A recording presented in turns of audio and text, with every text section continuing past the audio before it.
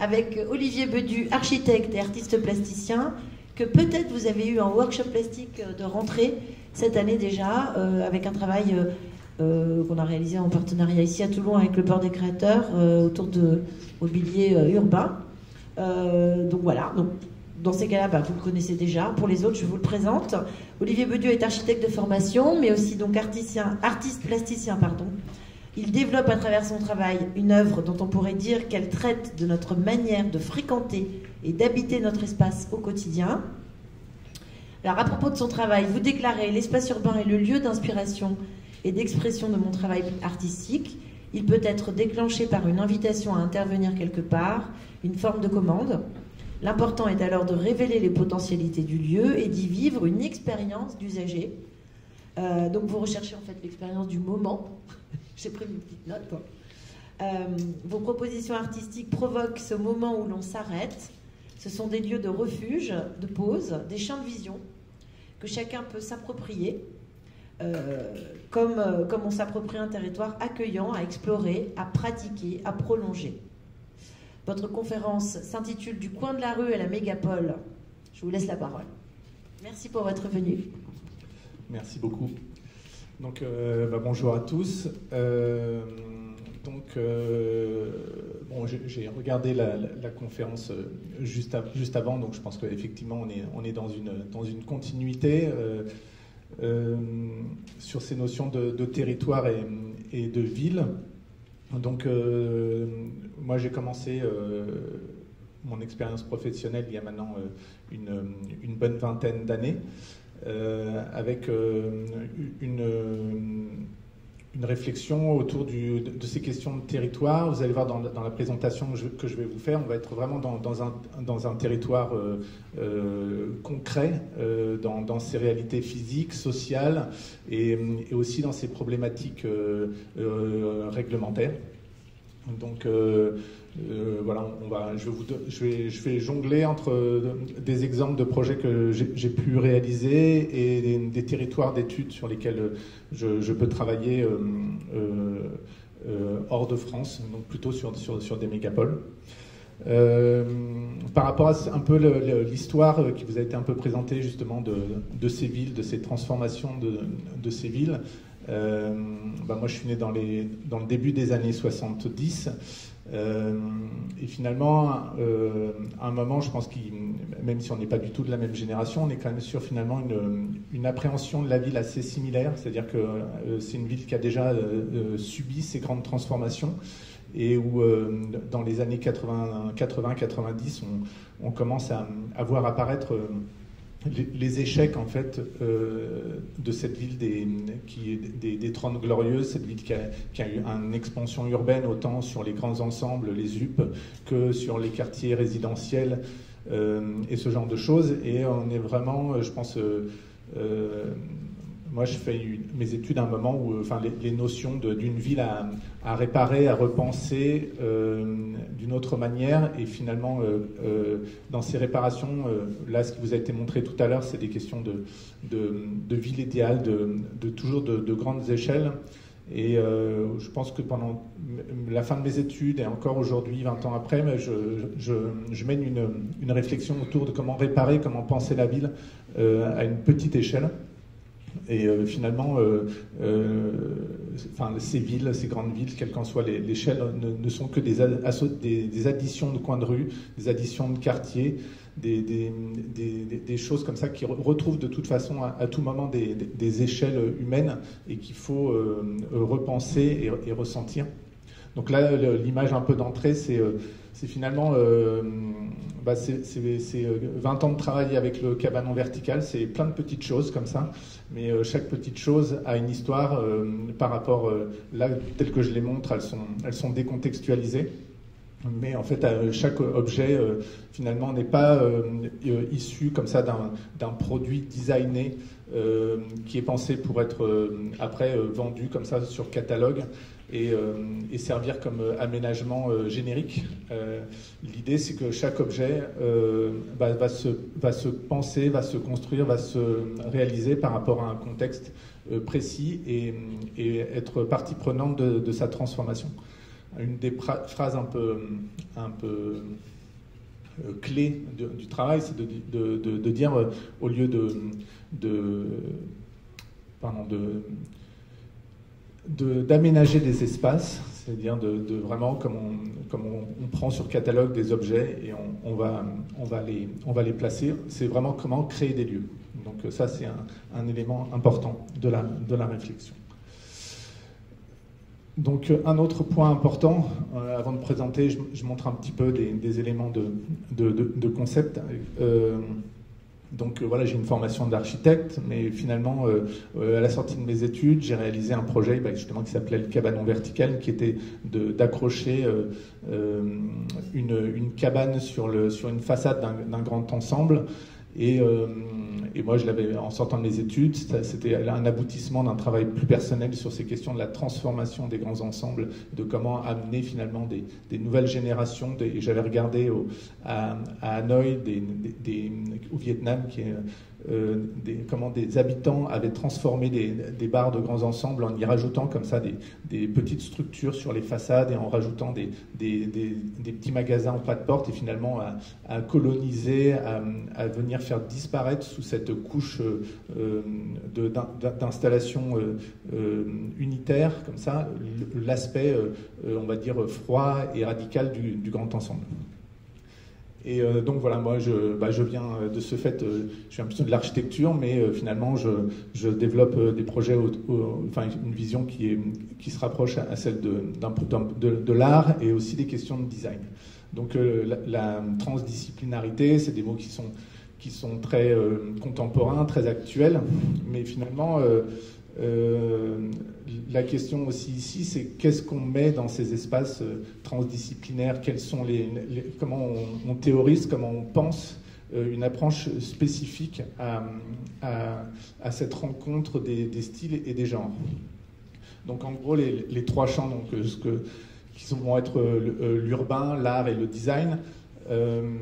On a un peu trois concepts qui se pensent, et finalement nos projets sont finalement un peu un dosage assez différent en fonction des situations, justement parce que les situations de travail sont aussi liées à des commandes, à des propositions, et des fois on va avoir des projets qui vont être faits à l'invitation de la politique de la ville, donc à des gestionnaires de projets urbains, donc qui ne sont pas forcément des gens de l'art ou des gens du design, mais finalement où on est vraiment dans des problématiques assez terre à terre, mais malgré tout on va essayer de ramener des autres, enfin se servir d'autres éléments de concept pour nourrir le projet. Et des fois on est invité par un centre d'art, et ce qui est intéressant aussi, c'est on est assez croisés. Donc rapidement, sculpture-lieu, ce qu'on entend par sculpture-lieu, c'est cette capacité justement à créer des espaces, créer des lieux, c'est-à-dire comment un sculpteur va sculpter la matière, un peintre faire un tableau, c'est finalement en créant un espace, en le pensant avec ses différents paramètres, on arrive à faire que ce lieu devient unique et issu d'une démarche artistique, pas uniquement formel, mais par sa capacité à créer le lieu de la rencontre. Le design ouvert, c'est cette question de voir comment penser un espace public. Un espace public, c'est des personnes très variées, des tranches d'âge très variées, et finalement d'essayer de raisonner des formes dans l'espace public qui permettent des libres interprétations. Donc un contre-exemple classique, c'est l'aire de jeu qui est finalement pour enfants, qui est finalement mono-usage, qui va être utilisé sur des temps très courts et qui finalement son usage est très, très borné et ne crée pas d'autres usages. C'est-à-dire que cet espace-là, il est mono-usage et finalement, après, les jeunes vont être sur des détournements. Donc l'idée du design ouvert, c'est comment un objet peut, à certains moments, un enfant va y voir un territoire de jeu, un territoire de motricité ludique, et à d'autres moments, des adolescents peuvent y voir un endroit où se rassembler sans avoir l'impression d'être sur une aire de jeu, et ainsi de suite. Des adultes peuvent y inventer d'autres choses. Et enfin, l'urbanisme transitoire, c'est cette question de comment penser des choses à l'échelle 1 et de les réaliser pour voir si ça marche. C'est-à-dire de sortir de la pensée de l'urbaniste, de voir un lieu et de finalement dessiner de manière conceptuelle et finalement très vite d'être sur de la réalisation. Et finalement, cette réalisation, en lien avec ces pensées de la ville, montre que c'était bien sur le papier, la ville idéale, la ville utopique, et que finalement ça ne marche pas parce que effectivement on n'est pas tous des robots binaires, et que finalement il y a beaucoup de paramètres qu'on ne maîtrise pas, d'évolution dans le temps de la ville, des éléments de tout ce qui fait le quotidien de la ville, qui fait que tout ça peut changer. Et donc penser une ville qui finalement s'expérimente, se teste, se réinvente, et finalement plein de petits projets comme ça qui vont la nourrir plutôt que des très grands projets. Alors, il est là, le petit curseur, non, c'est pas dans le bon sens. Et enfin, un autre point assez important, c'est la question des protagonistes. C'est-à-dire qu'un projet, la ville, c'est beaucoup de monde, c'est cette dimension sociale dont je vous parlais tout à l'heure. C'est les habitants, c'est des structures associatives qui vont structurer des groupes d'habitants, des éléments de réflexion, des usages qui peuvent être aussi politiques, des acteurs institutionnels politiques, et des services, leurs services techniques, et on va dire ce qui va être un peu de la famille d'une structure un petit peu comme la nôtre. C'est ce qu'on voit apparaître aujourd'hui, c'est ces questions de tiers acteurs qui vont essayer de faire le lien entre ce microcosme, on va dire, d'acteurs avec des approches différentes pour essayer de penser autrement la ville. Donc, au-delà de ces réflexions un petit peu conceptuelles, de là, je vais vous montrer toute une série de projets. Donc, ce premier projet, pardon.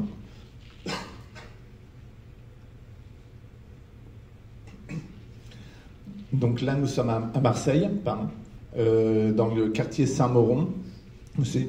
Là, on ne le voit pas, mais on a une cité d'habitats sociaux qui était une ancienne copropriété qu'on appelle des copropriétés dégradées. On en a plusieurs à Marseille qui sont finalement des copropriétés. Bon, c'est des immeubles où il y a plusieurs habitants, plusieurs propriétaires, et finalement au début c'était les propriétaires qui occupants, et puis après ça a été ils sont partis, ils ont loué, et puis le quartier se dégradant ou le bâtiment se dégradant, on loue de manière toujours plus bas à des personnes dont les conditions sociales vont être plus basses, qui par exemple n'arrivent pas à avoir accès à l'habitat social parce que leur revenu ou leur situation n'ont pas de papier, par exemple. Donc ils vont avoir comme ça accès à ce type de logement. Donc on a des quartiers qui sont assez souvent assez dégradés. Et là, on a une forte communauté comorienne. Et quand on est arrivé dans ce quartier, on nous a proposé d'y travailler parce qu'il y a un promoteur connu qui s'appelle Nexity qui faisait une grosse opération en face, et les gens commençaient à dire on est en train de nous construire Dubaï en face de Bagdad. Donc il y avait déjà ces notions de géopolitique, de mégapole avec des échelles et des conditions différentes.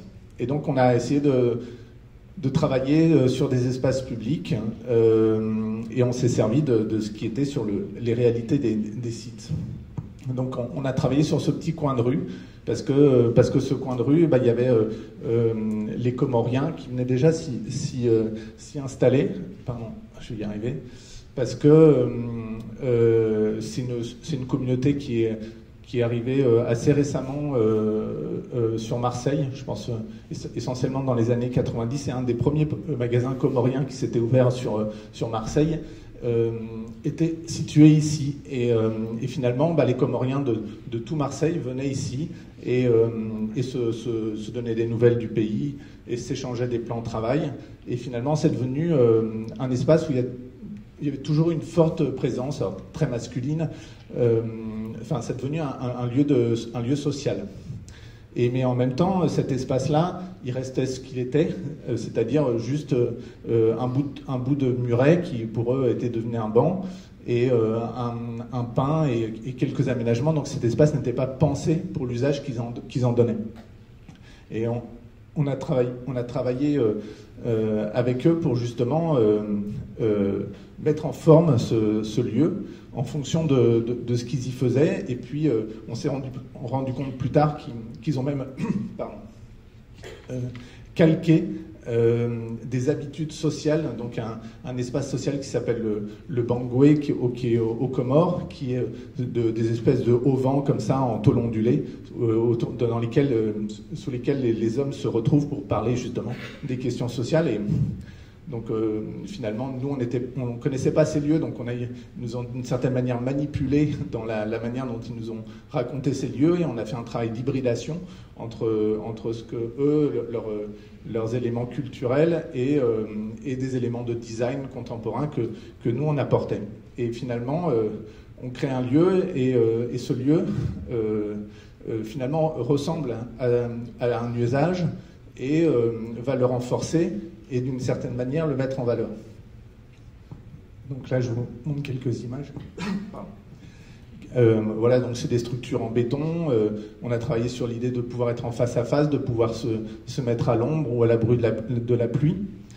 Et on a demandé quelques années plus tard à 2 photographes de travailler sur ce projet, mais de pas forcément montrer notre projet, de juste mettre une petite personne comme ça pour donner l'échelle du projet, mais de mettre en valeur les usages qui sont faits et ce qui s'y passe. Voilà, donc vraiment comment à un moment l'idée de créer des objets dans l'espace public n'est que support c'est un mode de scénographie urbaine, c'est-à-dire que n'est que support à une vie. Et que finalement ce qui est important de ce qui s'y passe, c'est pas forcément l'objet, mais c'est ce qui le permet.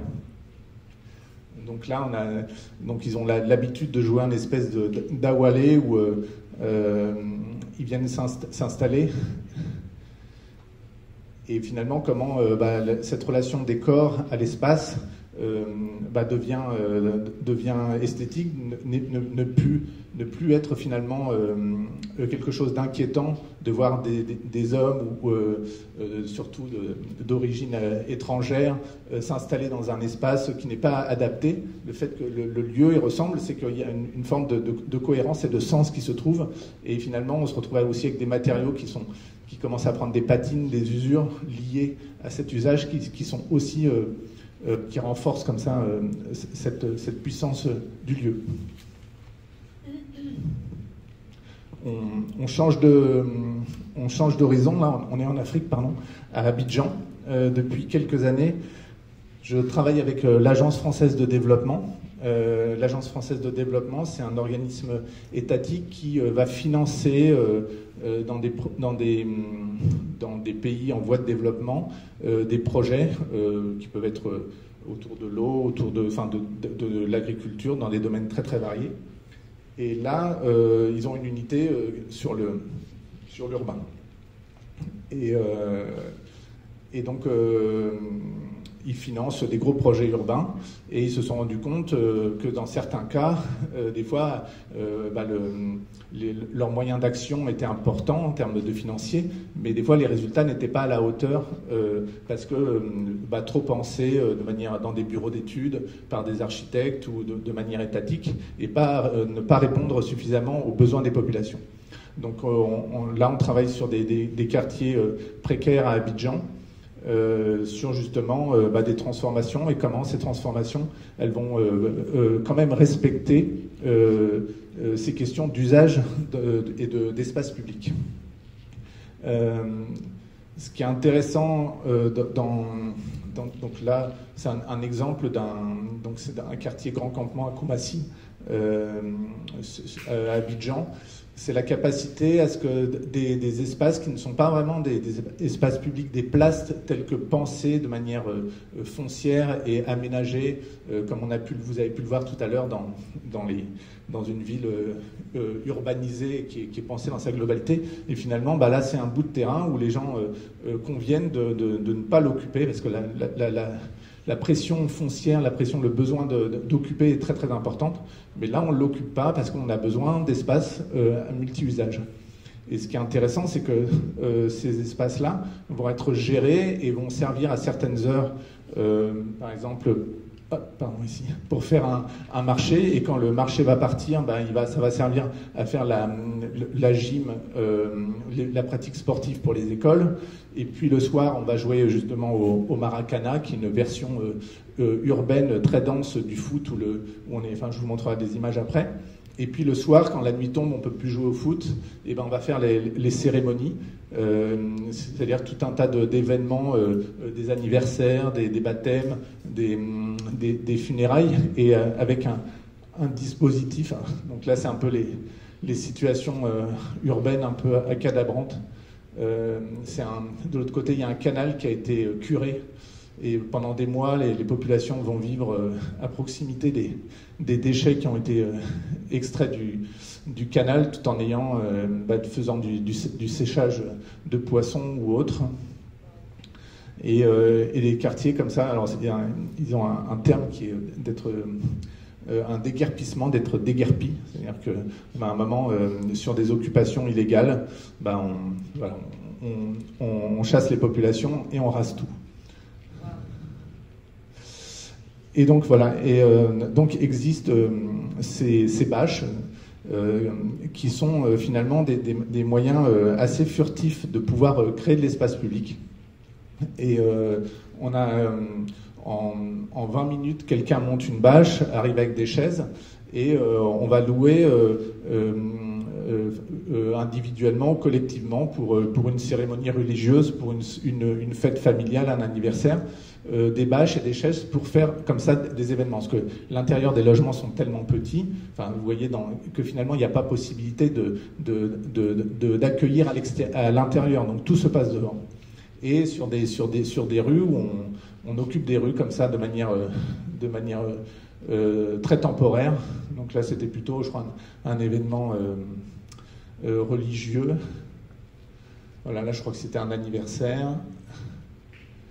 Et donc voilà, là c'est les loueurs de bâches qui arrivent avec les structures et la bâche démontée comme ça, et qui vont, dès que l'événement est fini, en 5 minutes, tout redémonter et relibérer l'espace. Donc on a une capacité comme ça de transformation, d'occupation rapide et efficace, qui répond aussi à ces problématiques. Et voilà, là c'est ces terrains de Maracana où c'est juste des mini-buts où finalement le goal il joue, il n'a pas le droit de se lever, il est à 4 pattes comme ça, il a une aire sur laquelle il a le droit d'intervenir, et c'est une forme comme ça dérivée même les règles du jeu se sont adaptées au contexte. Voilà. Là, on revient sur Marseille. On est un peu plus loin dans les quartiers nord. C'est un quartier qui s'appelle Saint-Joseph. Et un bailleur social avait retransformé la zone. Il y avait un projet de rénovation urbaine, donc ces grands projets où on va repenser toute la zone avec refaire des voiries, enfin c'est des projets. Et ils avaient redensifié énormément les habitations, mais il n'y avait pas de réel espace public lié à cet espace. Et on avait une forte communauté gitane, on a une forte communauté gitane dans ces ensembles. Et il a fallu qu'on essaie de repenser, de retrouver cet espace public après coup. Et donc finalement, le constat, il était tellement de dire on nous a tellement densifié que si on fait un espace au pied des maisons, ça va être tout de suite de la nuisance. Donc il a fallu qu'on aille chercher cet espace-là, qui est ici, pour le transformer et en faire un espace public. Et donc je reviendrai sur notre projet. Mais pour vous faire un peu part des contextes, justement, des réalités dans lesquelles on peut être amené à travailler aussi dans ce type de projet. Un jour, on est venu et il y avait ce chemin en béton qui avait été construit. Et je ne comprenais pas très bien parce que je savais qu'il y avait un chantier qui devait démarrer sur cet espace-là.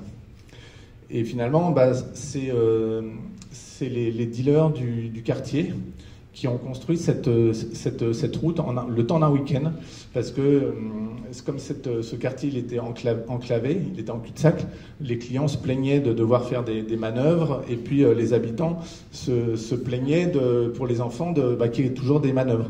Donc ils ont fait une route pour pouvoir permettre une circulation comme ça, d'arriver, d'être livré, de repartir dans l'autre sens. Et donc on a cette capacité à un moment ils ont fait venir des toupies de béton le temps d'un week-end avec des maçons et ils ont fait construire une route. Donc il y avait vraiment ce côté où ils deviennent urbanistes et qu'ils se mettent aussi à penser l'espace et à l'aménager dans des besoins. Bon là c'est un peu le cas le plus extrême qu'on ait pu rencontrer. Par contre, ce qu'on rencontre de plus en plus à Marseille, c'est tout ce travail autour de la signalétique. Donc bien indiquer l'endroit, les prix, et finalement, même à certains endroits, même les heures, et finalement avec une signature pour montrer, on parle de magasin et de communication. Donc ça c'est vraiment, maintenant on le retrouve pratiquement dans toutes les cités marseillaises. Voilà, ça c'est le contexte. Mais pour autant, il y a aussi des familles, des enfants, tout ça vit comme ça. On est des morceaux de ville finalement, et donc là c'est l'endroit où on a commencé à devoir aller creuser. Donc ça c'était pas encore notre projet, mais il était au-dessus, mais on a dû aussi nous creuser pour arriver à créer ces plateformes et venir installer comme ça ces trois cabanes qui ont été pensées, réfléchies avec les habitants pour pouvoir accueillir du soutien scolaire, faire une petite scène, permettre des jeux. Voilà, et donner aussi un espace d'expression, des usages positifs et intéressants aussi qui nourrissent ces quartiers, et que finalement le contexte aussi complexe et des fois un peu glaçant il peut être support de création, support d'investissement et support de vie. Voilà, on a fait tout un travail aussi de plantation avec les jeunes. Donc là, je reviens sur une autre échelle qui est celle plutôt d'un projet de recherche sur ces questions de l'urbain que j'ai commencé à lancer en 2017, qui a été un peu interrompu en 2020 bien sûr, de se confronter à cette échelle de la ville qui a été abordée tout à l'heure, qui est celle des mégapoles. Et donc avec mon bagage de travail comme ça sur des micro-lieux, sur ces questions finalement de travailler sur le coin de la rue et comment penser la ville sur ces micro-espaces, comment le confronter à ces villes gigantesques. Donc j'ai choisi, pas par hasard, j'ai plutôt cherché des villes qui n'étaient pas des capitales, qui étaient plutôt des villes portuaires, donc plutôt des villes un peu industrielles qui pouvaient être un peu liées à un exemple comme Marseille, donc des villes un peu second couteau. Et donc il y avait New York, Istanbul, Mumbai, Osaka, Kobe, Kyoto, qui est le Kansai, et la ville de Shanghai, donc, et Buenos Aires, pardon. Donc il y en a 3 où j'ai pas pu mener pour le moment ce travail, mais je l'ai fait sur les 3 autres et l'idée était de s'approprier ces villes à l'échelle humaine, c'est-à-dire à l'échelle de la marche. Donc l'idée c'est des séjours de 2 à 3 semaines dans ces villes, des fois répétées, et faire un voyage dans la ville. Pour vous donner un peu une idée, donc là on est quand même sur des aires urbaines qui sont denses et continues, Et c'est comme si là on avait Aix et là on avait Toulon, pour vous donner un peu des échelles de grandeur. C'est-à-dire que vous faites un voyage entre Aix et Toulon sans jamais quitter la ville. Et là c'est Istanbul, donc avec le Bosphore au milieu, et essayer donc de partir de cet aéroport, de visiter cette zone, de prendre le train, de prendre un autre hôtel, de visiter, et puis pendant comme ça 3 ou 4 jours faire un voyage sans quitter la ville. Et tous les trajets en range sont des trajets réalisés à pied. Donc vraiment, là je crois que c'est pas loin. En gros, c'est entre 10 et 15 km par jour, et de constituer un corpus d'informations. Là, moi j'y allais surtout pour regarder les objets dans la ville, donc tout ce qui constitue ce qu'on appelle le mobilier urbain, et voir un peu les spécificités culturelles et les différents modes d'approche. Donc ça, bon, je vous présenterai pas tous, je me suis contenté d'en présenter un seul type. Là, c'est Mumbai, ancienne, enfin plutôt connu sous le nom de Bombay, mais voilà une autre ville. Et enfin, donc, Osaka, Kobe, Kyoto, qui est une aire urbaine un peu particulière, qui en fait est une zone de conurbation.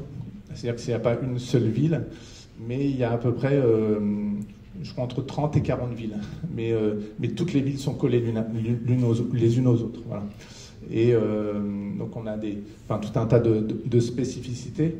Et donc le Japon, quand j'ai voulu aller là-bas et parler d'espace public, on m'a beaucoup rétorqué que la question d'espace public, parce que c'est cette question qui pour nous semble évidente, elle n'est pas culturellement évidente de la même manière en fonction des cultures et en fonction des pays. Et donc on me rétorquait souvent que cette question n'existait pas en tant que telle. Et finalement, moi, j'ai trouvé un territoire beaucoup plus riche et beaucoup plus créatif que dans d'autres villes. Et notamment par rapport à un fait historique qui est en 1923, dans la région de Tokyo, il a eu lieu un énorme tremblement de terre, donc, qui s'appelle le tremblement de terre du Kanto, et qui fait plusieurs centaines de milliers de morts. Enfin voilà, c'est quelque chose qui a été assez important, notamment par la propagation du feu des constructions en bois après le tremblement de terre. Et suite à ça, il y a une règle d'urbanisme qui apparaît, de dire on va faire des jardins publics pour avoir des zones de repli pour les populations en cas de séisme ou de problèmes naturels qui sont quand même assez récurrents au Japon. Et en créant ça, donc, vous savez que le Japon a été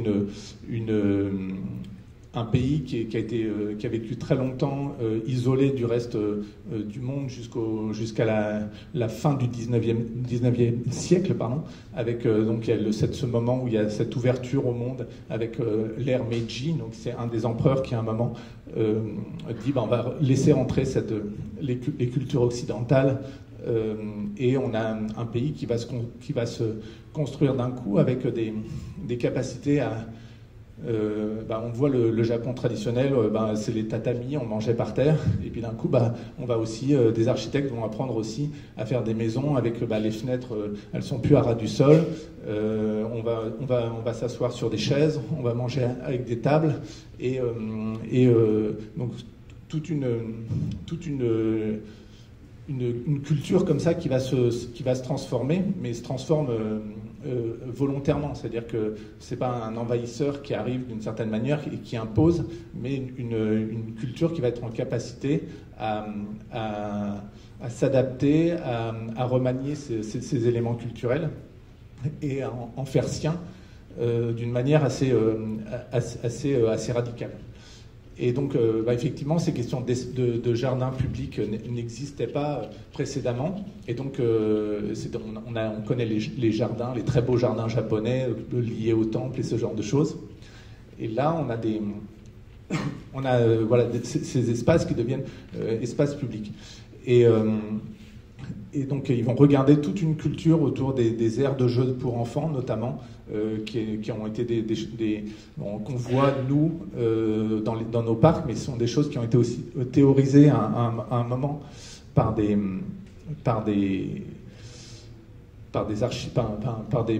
penseurs sur les questions de mobilité des enfants, d'apprentissage.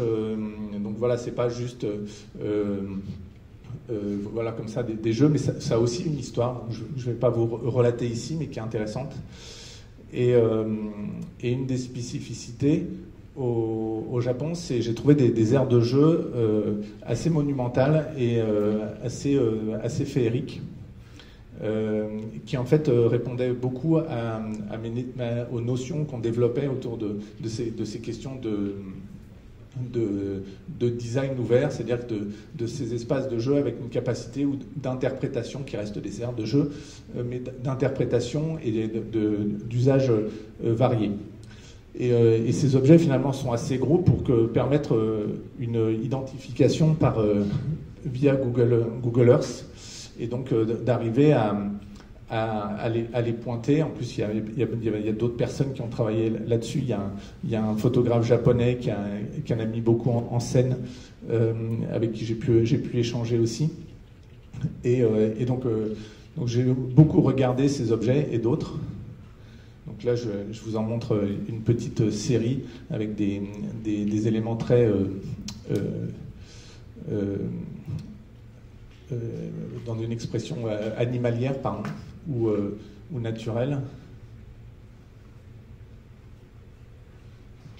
Un petit panel avec la fleur de cerisier revisitée, version jeu pour enfants.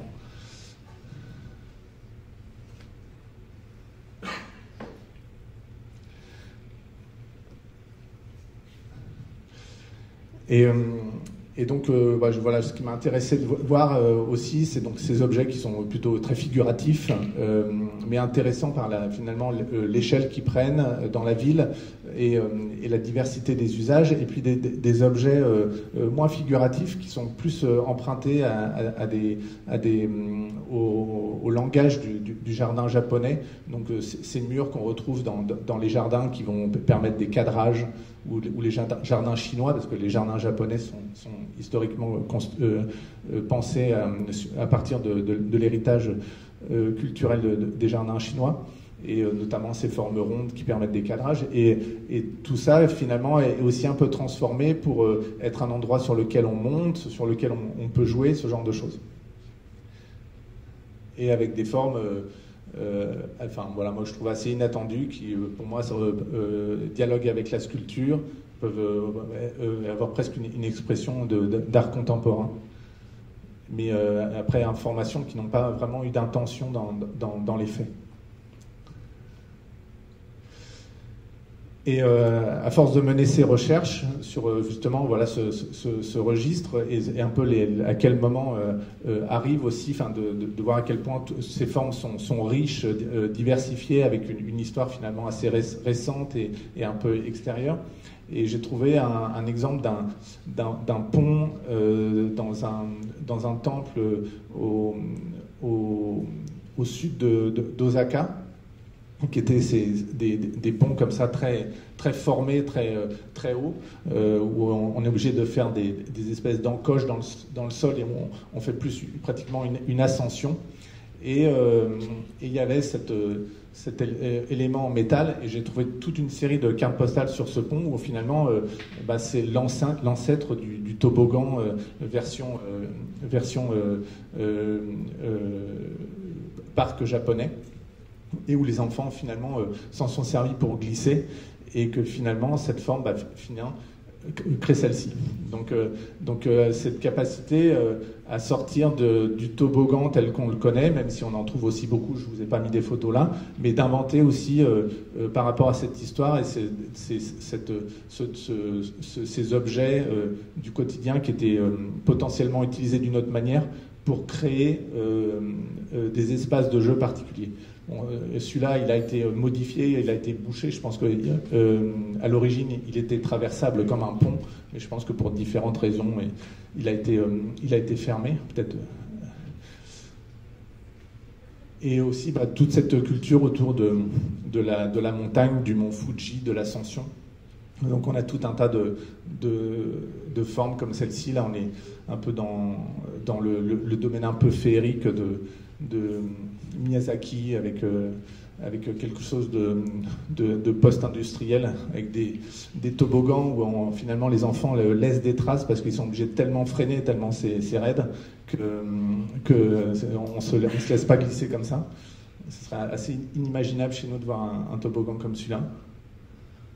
Et voilà, donc on a des quantités de formes, d'interprétation, enfin, voilà, d'un motif finalement qui est traité comme un motif, mais qui va avoir une multitude de possibilités, et qui fait qu'on pense l'espace de jeu de manière très différente que celui auquel on a l'habitude, où finalement, souvent on est dans des choses où on se suit, où on a des automatismes, on est sur des formes fermées avec le toboggan, on monte, on glisse, et finalement il y a des choses où des gens qui ont théorisé où l'enfant au début prend le toboggan, monte, glisse. Donc ça va être la première étape. Puis la deuxième étape, il va commencer à remonter par l'endroit où il a glissé, donc il va commencer à détourner. Et finalement, une troisième étape qui va être celle où finalement il va même plus monter ou descendre, mais il va jouer entre, et puis en faire un territoire de jeu où la fonction finalement n'a plus vraiment d'utilité. Et là, on est sur des objets qui ont cette capacité à être pensés comme des territoires ludiques, comme des espaces où le nombre d'interprétations et la richesse des possibilités, voilà, c'est là, moi, elle m'intéresse parce qu'elle rentre vraiment en dialogue avec la manière dont on réfléchit à cette question de design ouvert et d'objets qui créent un lieu aussi. Ah, pardon, là j'ai pas fait la bonne manip. Alors, je vais revenir sur présentation.